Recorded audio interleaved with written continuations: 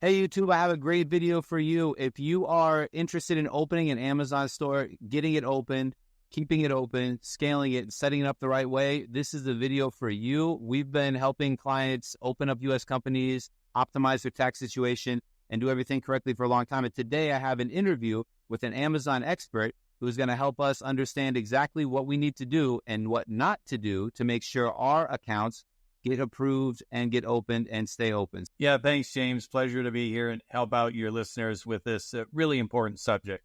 Yeah, so tell me, give us a little background about yourself. How just like a quick 30,000 for review about why you know the best stuff about fixing Amazon accounts, and you do way more stuff than that. You know a ton of stuff, but this is like what you focus on. How do you get here? Well, yeah, I mean, short term, I'm an Amazon agency partner, so that means I'm allowed to introduce people directly to Amazon to set up the account. So that's kind of the good news is if you qualify, we may be able to avoid a lot of the issues we're going to talk about. Not everybody qualifies.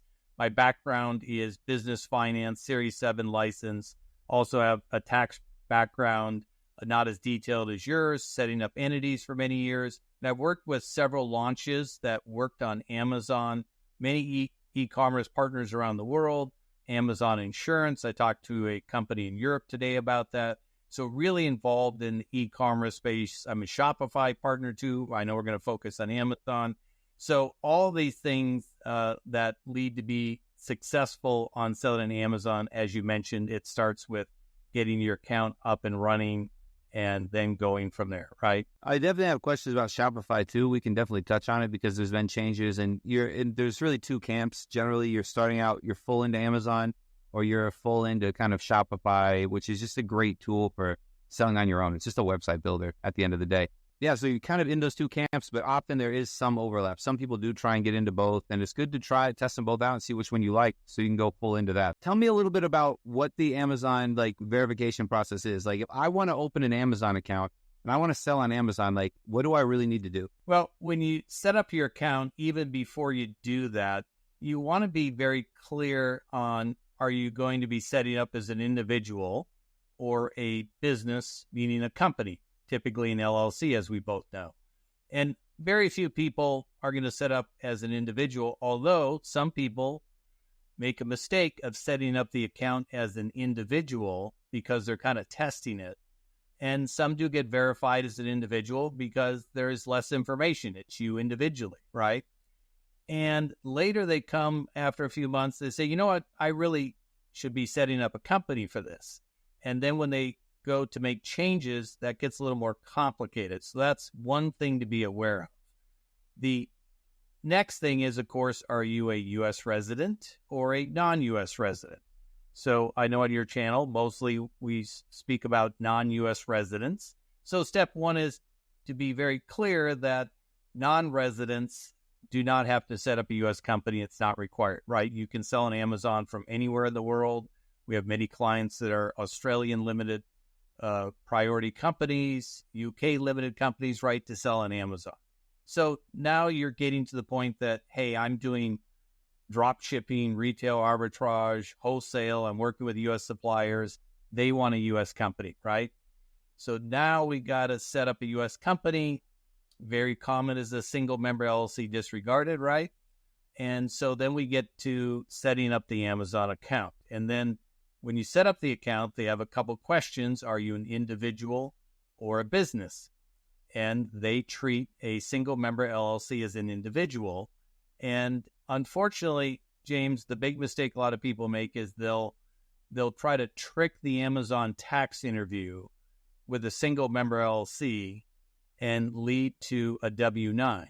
And as you and I both know, if you're not a U.S. person, there's a part 2 of the W-9 that says you certify, right, that you're a U.S. person. And we don't want people to commit fraud and fill out a W-9 inadvertently. So that's a really important aspect. And actually, when you set up an account, a brand new account, the tax interview comes at the end of the whole process. So we want to be clear on the company structure.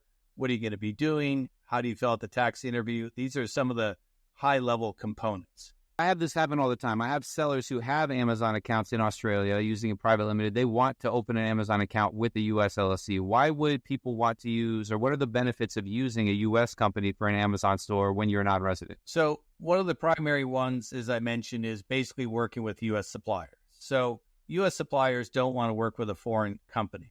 Now, obviously not all Amazon sellers are working with U.S. suppliers. They're importing a product from China. They're shipping it to the FBA warehouse. They can be a foreign entity. But a lot of people are working with U.S. suppliers.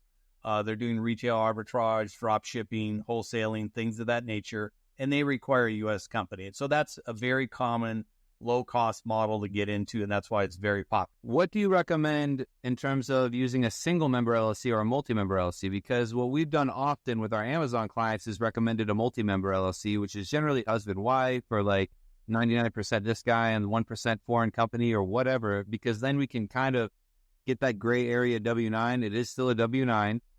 That's a multi-member LLC partnership. It is kind of a gray area still, but then it is still a W-9 though. And then also from my understanding, when you have the Amazon account, it shows like the name of the company instead of the name of the person on the account. And that's what people are attempting to do. If you have a single member LLC and you fill out the account, you're an individual, and the LLC's on the account, you want what is the business name on the account?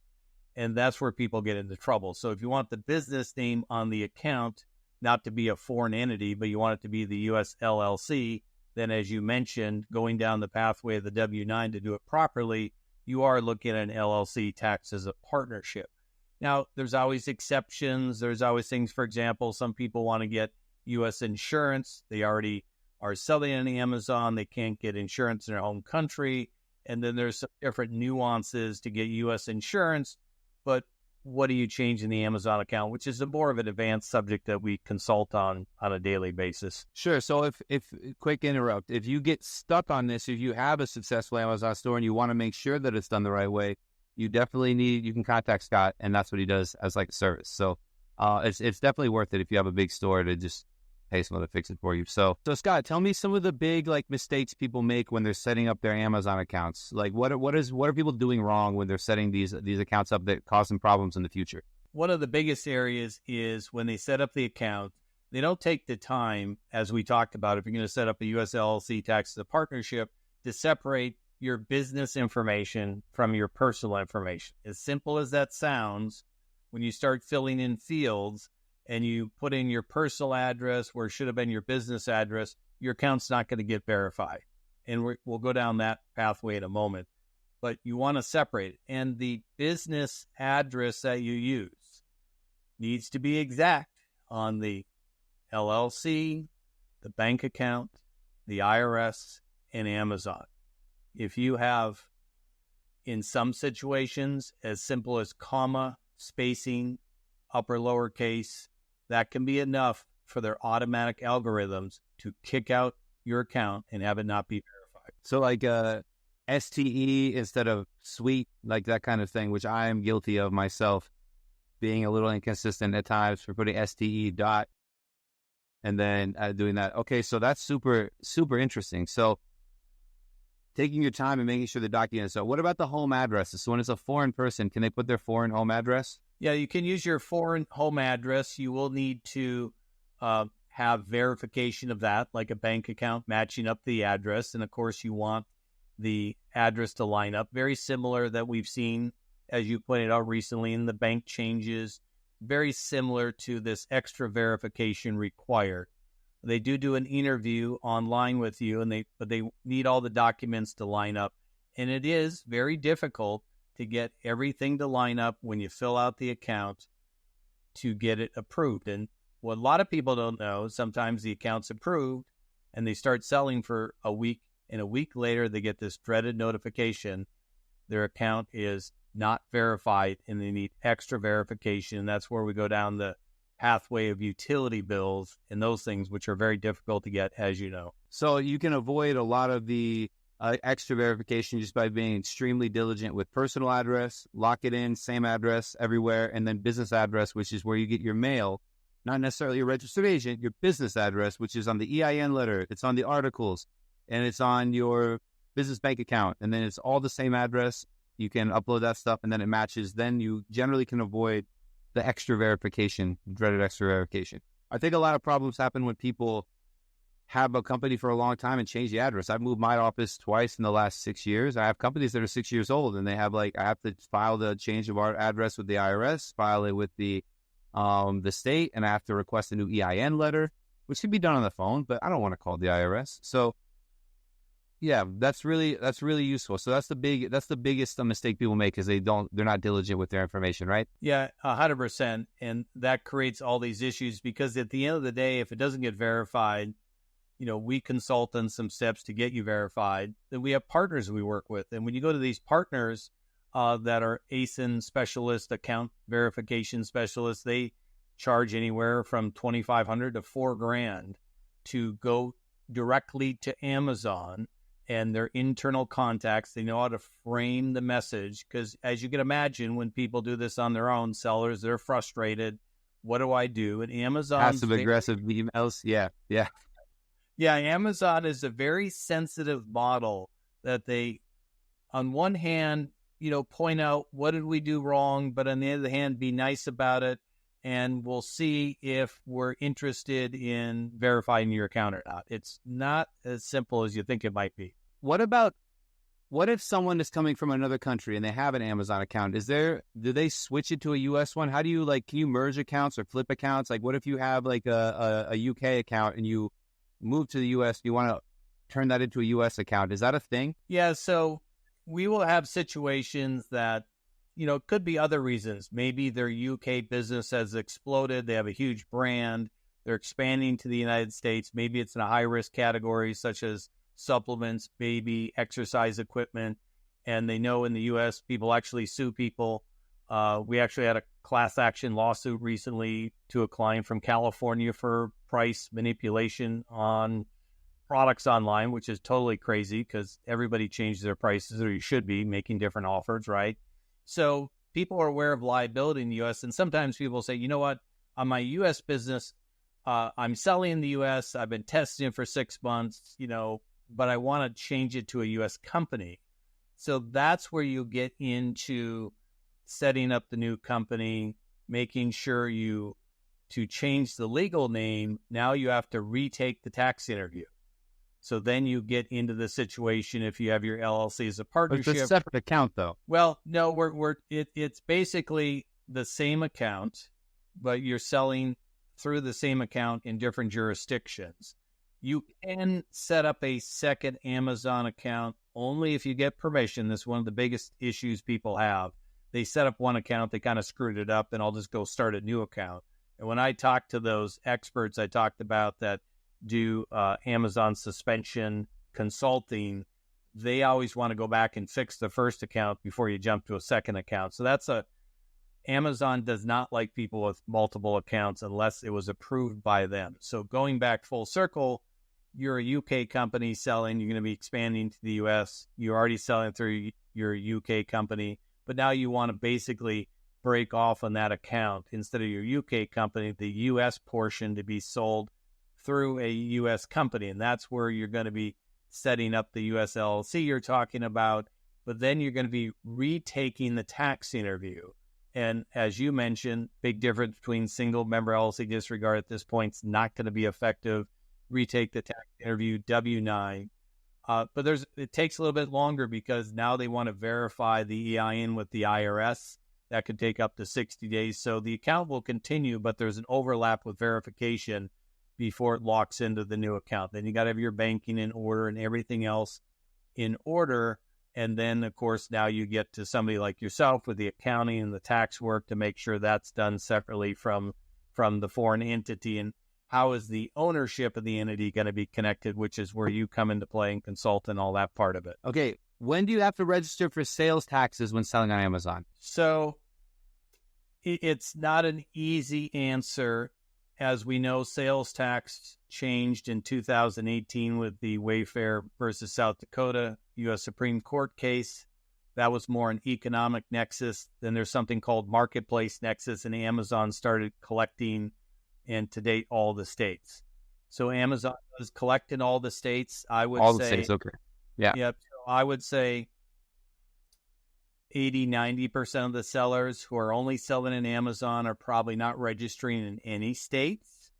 Are there a few states? If you talk to the software companies, the Avaleras, the Tax Jars, we're partners with all of them, salt firms, they will disagree slightly with there's 5 or 6 states you should register, even though Amazon is collecting on your behalf.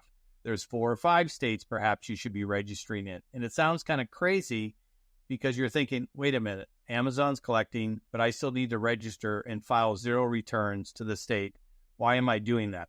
So let's make it easier then. Let's narrow in more. So if there's a business doing like more than $5 million a year, it's worth another conversation. Like what would you say it's worth it? Like if you're doing $5 million a year and annual sales, probably worth a conversation with the sales tax specialist to just confirm and make sure you're doing it right. Otherwise, I wouldn't probably worry about it.